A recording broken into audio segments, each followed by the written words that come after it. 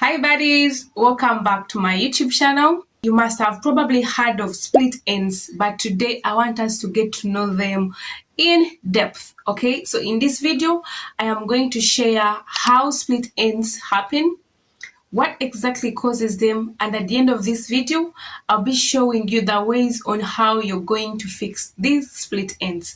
All right, let's get started.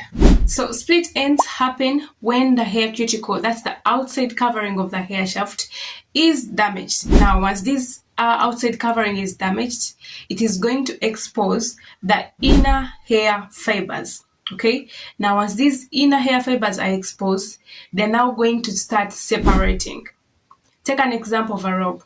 These skipping ropes usually have the outside covering and the inner fibers. Now, once the outside covering is damaged, usually these ropes, the inner fibers are going to start unwinding and they're going to weaken up. This is how your hair behaves, okay? So once these inner hair fibers have separated, they're now going to start separating, going upwards to the roots.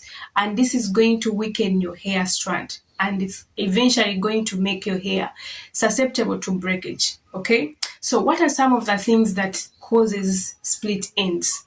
Number one, frequent use of heat on your hair. People that do frequent blow drying, frequent flat ironing and all that, this is going to affect your hair cuticle, and at the end of the day you're going to end up having split ends. Okay.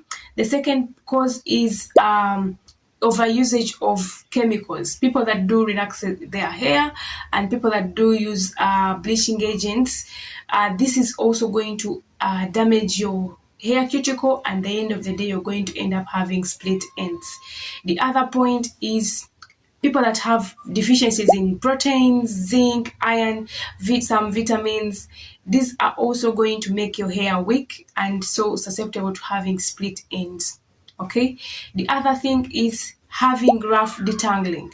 People that detangle their hair when dry, people that use fine tooth combs, all these are going to injure your hair cuticle, and at the end of the day you're going to end up having split ends. How are you going to fix split ends? Now, I want you to know that split ends, once they have happened or once they have occurred, they are not going to be repaired. They are not repairable, okay? They are always permanent damages. The things that I'm going to tell you right now are only going to help you prevent getting these split ends, okay? And the very last point is the only way you're going to be able to do away with split ends. All right, so number one is avoid frequent usage of heat on your hair. Okay, the second point is avoid using chemicals, bleaching agents, relaxers, and all that. Avoid them on your hair. The other thing is always eat a balanced diet, a diet that has proteins, vitamins, iron, and all that, so that your hair can pick up the strength and be able to resist these kind of damages. Okay. The other point is always be gentle when you're detangling your hair. Yes, be gentle when you're detangling your hair.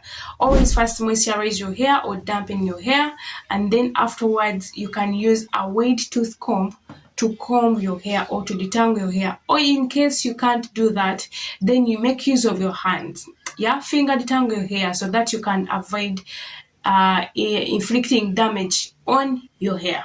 This last point is the only way you're going to do away with split ends. There is no cream, there is no oil that is going to repair split ends, okay?